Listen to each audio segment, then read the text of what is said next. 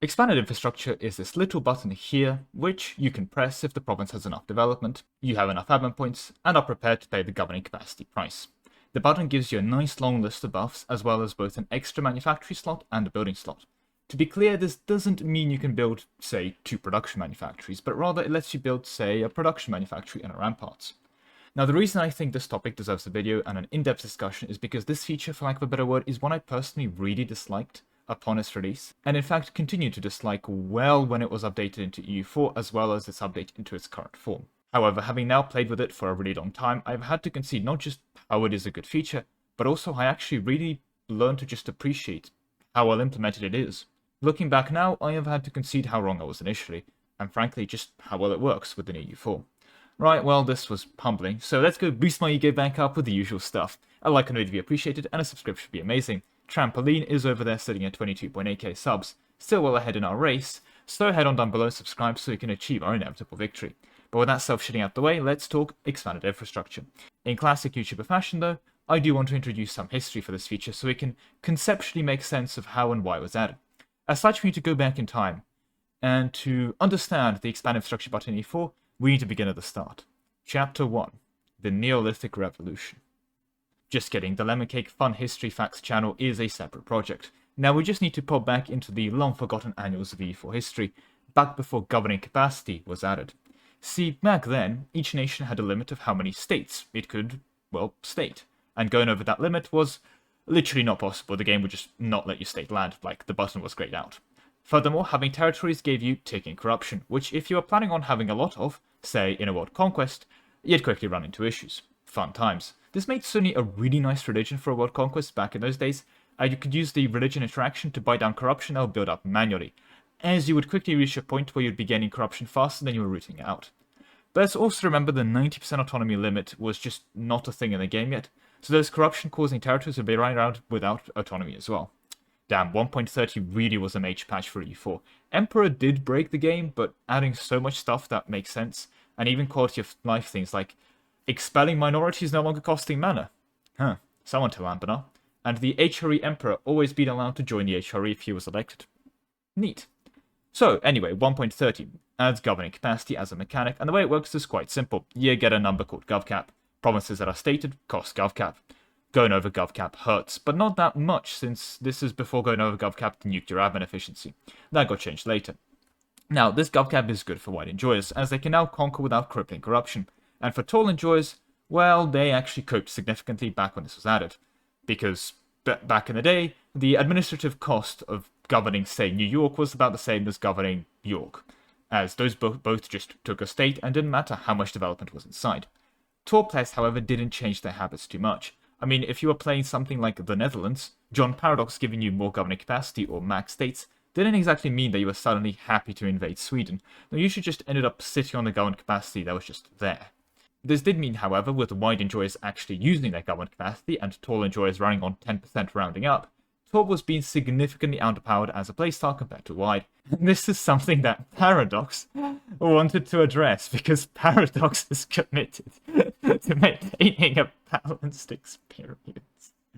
Sorry, I couldn't read that with a straight face. That is amazing, right? No words, balanced, right? Yeah, sorry. Anyway, with the immediate problem was actually manufactories. See, manufactories, by being flat buffs instead of percentage buffs, were really good for white countries. If you have 120 development between 6 provinces, so 20 development each, that lets you build 6 manufactories, and gives you plus 6 goods produced overall. Now, because plus 1 goods produced takes 5 production development to achieve, as each production point of development gives you 0.2 goods produced, that means that building those 6 manufactories gave you 30 production developments worth. Meanwhile, if you take those same 120 development and shove it all into 3 dev Siberian wastelands, you end up with 40 provinces worth of Siberian wasteland, which you can now shove 40 manufactories on, print an extra 40 goods produced, or 200 production developments worth. Now bear in mind, of course, buildings don't take governing capacity, so outside of the monetary investment, the tall player is screwed. It gets even worse when you start considering things like force limit buildings that give you plus 1 force limit per building. And pretty much everything that you need from provinces can be scaled up with flat buffs from manufactories. We're talking flat manpower, sailors, everything else under the sun. Now, of course, actually, buildings like Workshop do scale better on higher provinces, but the sheer extra value of more provinces meant that you just built the workshops on them anyway. Building slots were actually an issue for tall nations, and still kind of are to this day, and here the base building slots for provinces were really good, as basically for existing white players had so many more manual slots to work with. To address this, they leisurely came up with the idea of expanded infrastructure, costing governing capacity that tall players were drowning in anyway, and admin points that white players were severely lacking due to all the coring they were doing. This provided much needed buffs for tall players while costing them a resource they were not using, governing capacity, as well as admin points, a resource they had in abundance since the last time a tall player pressed the core button was sometime just before the Protestant Reformation. The issue is, it really wasn't enough of a buff to tall play to make up for the buffs that white players still enjoyed, and to prevent gigabrain plays like expanding 12 times on core provinces to build 12 furnaces and claim 60% goods produced, and also completing the global warming any percent speedrun, the any percent of course referring to the human population left, they did have to restrict it to one type of menu per province. Basically, it actually kinda sucked, and I wasn't a fan. It was neat if you wanted both ramparts and say a production manual in each province, but it wasn't used much beyond that. The governing capacity cost as well, as the admin price and development requires, made it unusable for wide builds, and tall builds weren't exactly viable anyway for expanded infrastructure.